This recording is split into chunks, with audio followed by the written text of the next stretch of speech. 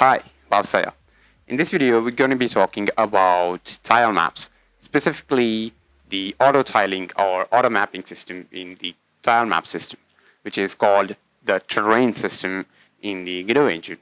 I talked about it in our tile map video, but it was quite short and no one wants to watch a whole long video just for a little sentence there. So I thought, let's make a comprehensive video. So let's get started. Okay, here we are in a Godot project. Let's go ahead and create a 2D scene. I'm going to be naming it tile map. Okay, so that's Control A, and I'm going to searching for. Let's go ahead and search for tile map. No, we see the tile map layer node here.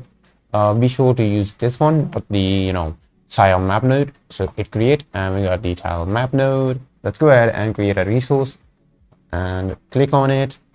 I got my assets already imported. I'm going to be expanding this editor because we're going to be mostly working on this one.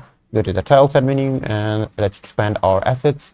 Go ahead to the tile sets, and I'm going to be using this grass one for the first demonstration, and get it cut. Now, if you aren't familiar with the terrain system too much, let me give you a bit of a concept in this one. So what the terrains are is, you can see in the terrain sets in the inspector. Let's go ahead and expand this and add an element. But now we got our terrain set. Now it's a terrain set. It has all of its different settings. This is set to match corners and sides, and most of the time you should use this one. These are easier to use, though a little bit easier, I would say. And match corner is size is kind of the industry standard stuff like that. So good idea would be to just use this one.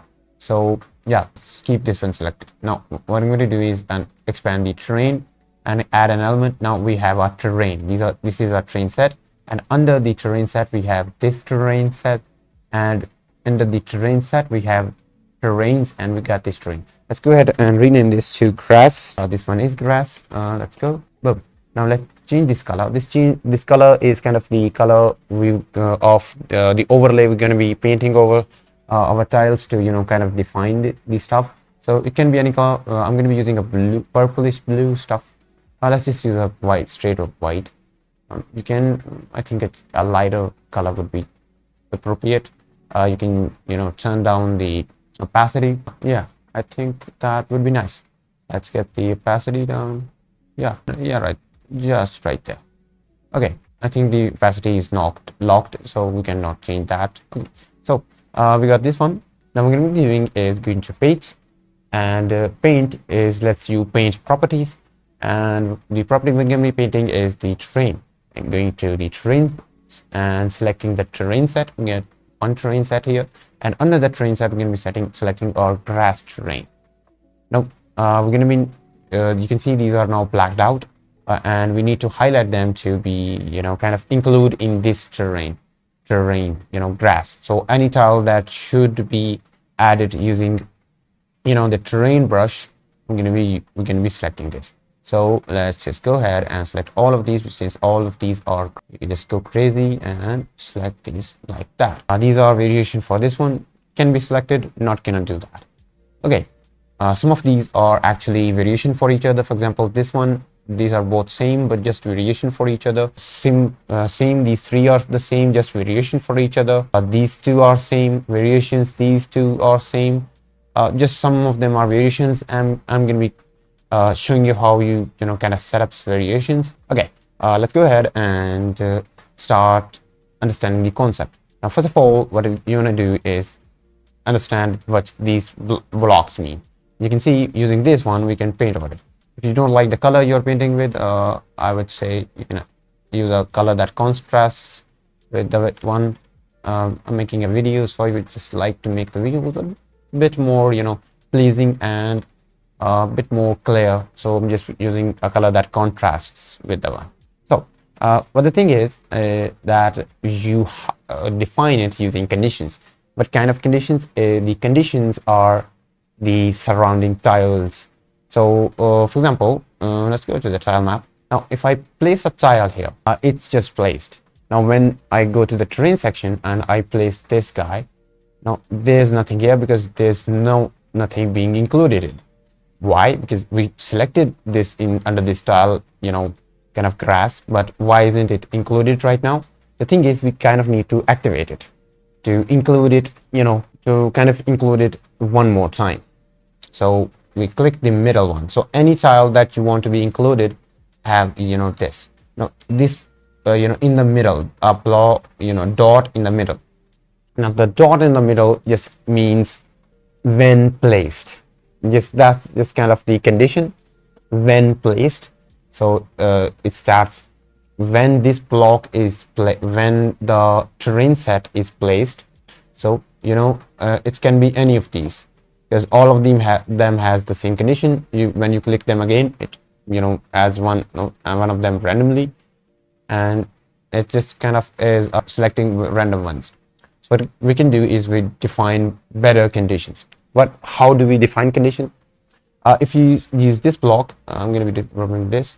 Okay. So if you use this block as a reference, I'm going to be doing this like that. Okay. So we use this one as a reference, and this one, you can see the structure is quite same. There is our block in the middle, and we got this one in the middle, and we got 6 corners around. It's got 6 corners around. So what it is, you define this structure here. So for example, when a train is placed, it takes the shape of the tile that the condition is meeting. So we set a condition like if a tile is placed and there is a tile below it, then it should turn into that tile. For the middle tile, because it's in the middle, we want it to be completely surrounded. So I'm going to be making the condition that it's completely surrounded on all the directions. So there's one above, one below, one left, one right, and one at the all the 4 corners. This is the condition for a tile to turn into this one. Now if you go ahead and we place one tile right here, if you click on it again, it turns into another tile, since all of them have the same conditions. Now when I click on it, it turns into that. Now watch what happens when I surround this tile, which is clearly not the middle tile, with 4 tiles. Now all 4 of these tiles don't mean anything. Now you can see there's no change here. Why? Because sometime when you place a tile, it doesn't get updated, based on the surrounding. So you want to click it on it again to be, get updated, and it's going to update its conditions. So it's going to check all of the 6 sides, and it's going to decide that since all of the 6 sides of this tile, which means the middle, all of these is surrounded, it should turn into this particular tile. Now even if I click on it again and again, it won't change. Since this tile doesn't meet any conditions, it's going to keep changing. But this is solid, it doesn't change. That is that is just clearly saying that it's solid. And you can see that all of the tiles now are turning into these, even though they aren't completely surrounded. The reason is because even though they don't meet the condition, they meet the condition, the closest, because there isn't a condition for any of these. There is some for this one, so it's gonna be trying to meet the closest condition. So that could be one. Now let's try to add for the below one. What should be the condition? Since it's below, it should have one above, of course. So if this tile is placed, there should be one above. So going to be added one above, and of course, since it's a middle tile, it should be one on the right. Of course, one should on the left, and on the corners to make sure that this tile is here, so it's not weirding out, and of course on the right side. Now when I click on either of the 3 tiles, they should turn into this one if the conditioning get it right. So let's click on it and click it, and it doesn't update. Or it does update. I'm sorry, just and they are updated. If we click on them again, see, there's no change, there's no problem, because they are now rigid and the condition is fully solid. Let's do the same for a corner one. For a corner, it should have one tile above, because this is the corner, should have one tile above. Of course, it should have on the left one, and right that, and there should be one tile here to make it a corner, like that. And if we go ahead and click on it again, And the thing is, some of the conditions take some seconds to update. Click on it, and you can see right now the corner isn't included right now here. And you place some tiles on here, you can see now it's a corner. You place it like that, you place it like that, and it's corner now. It's no longer a corner if there's a tile here. Sometimes it does take some seconds to update. I mean, once everything is fully set up, it's gonna be okay. So you can see, since there's one tile above and one tile only set, one tile here, it's turned into one corner. Let's do the same for the other corner, and you like that, and you place it, you select it here, you place it, it turns into a corner. Now you can see there's some overlaps because this one is meeting the condition as well. But once all of the conditions are set, it's going to be all okay. So let's just figure out on your own. I'm pretty sure you can figure out from now on. So let me know if you don't understand it, because I'm going to be showing you an even easier method. And you can see it's quite intuitive. It's kind of, forming pattern. It's fully filled. It's just all of the tiles are fully filled. And now, however shape you create, you can simply let it update. And you can see, again, now I remove these, and it's going to be completely turning into this one. So you can, it might look weird before the full creation is made, but it's going to be okay when all of it is made. Okay, it looks okay, but there are still inner corner tiles missing, which are right here, and we got the single missing. So you can see this one are for single, so it should be just only placed, and there should be one tile below, one above, one below, and one above. And now we got single ones selected, and yeah, we got single ones. Now what I'm going to be doing, I'm going to be teaching you an even simpler way, which is using a bitmap reference. Now the thing is, there's only two ways to get artwork, whether you draw it yourself or you get it from an artist. In both ways, you need to make your art according to a bitmap. You can see all of the conditions are same because these are just variation for these guys. This is a single tile. So how do you get a bitmap reference? The easier way is asking your artist, right? Like we have with Cup Noodle, which is the creator of this one. They give me this, all of us, I'm going to be leaving the link to the tiles, and they give us a bitmap reference. Or you can draw your tiles based on a bitmap reference, and this is the right way to do it. You can just follow these on the map and you got your tiles. Kind of an intuitive method is that for this one, you can see we can just leave all of these corners behind and fill the rest. For example, we just filled all of it, and we leave this corner behind. We fill all of it, and we just leave this behind. This is kind of a trickery, and if you go on YouTube and search for tiling tutorials, mostly YouTubers would just tell you to follow this method, but it's kind of a coincidence, not more of a feature. I would believe that.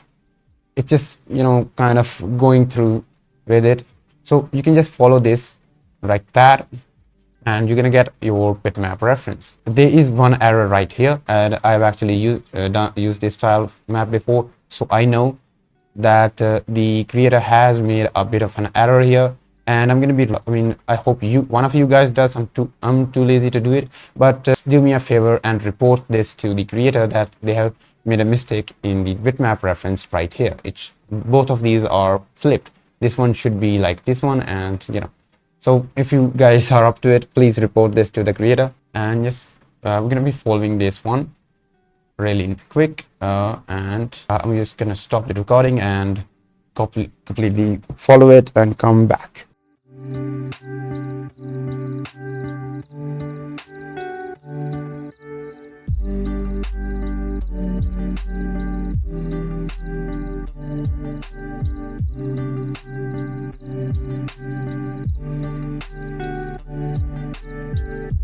Okay, now what you see is some of these tiles have the same patterns. For example, this one has the same one. There's no bitmap reference for this one because both of them share the same one. So you need to identify if two tiles have the same bitmap, because there's no reference for that. And now you can just remember all of these patterns here. This is for corners. All of this block here is for inner and side corners. This is for, high degree rotations and connections. These are some variations. These are for connections as well, dramatic cutout connections. I mean, you'll understand when you draw.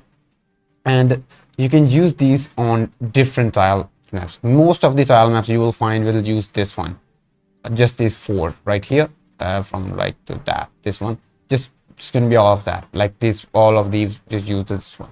So get this photo, save this one, and draw all of your tiles using this one, and that's pretty simple. And you can get another bitmap reference for, platformer character if you want a different one, and you can you draw your assets using that reference. And or you can just ask your artist to create your artwork according to that bitmap, and you'll be gold. And most of the asset pack that are available just give out the bitmap, or you just follow most of the common bitmap patterns. So yeah, that's simple. Now we have created one of these. Now let's go ahead and test it out. Make sure it's selected, and I'm going to be removing this, and let's just marvel at it. Now, before that, let me mention that I did actually flip it right here because there's a mistake here. And you might be thinking, Vapsa, you are a butt brain. How did you figure out a mistake in the artist's work? It's because of this intuitivity that all of these corners are left out from the selection. It's just kind of, a cool coincidence, I would ask. I won't say it's kind of intentional. I don't think so it is. It's kind of, how it works. Game dev is like that. Game dev is a game. So you can see I saw that in the original bitmap reference, the corners are being filled in. If I fill it according to that, the corners are getting filled in.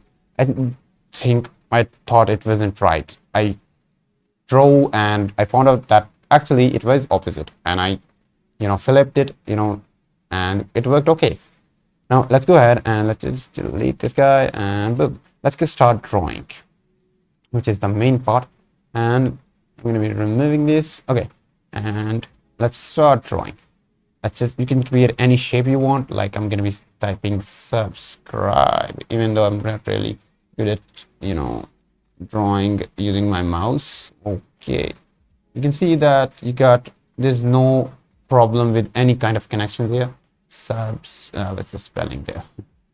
Okay, you can see all the connections are all right. I'm just bad at writing. And yeah, B. Yeah, this should be a B and an E. Ooh, nice E, I'd say. And you can see all of these look so nice. You can connect it anyway. You can connect it from here like that, and you can press like there, or you can press there. The connections are fully, makeable. So as it. Now let's create in the island form.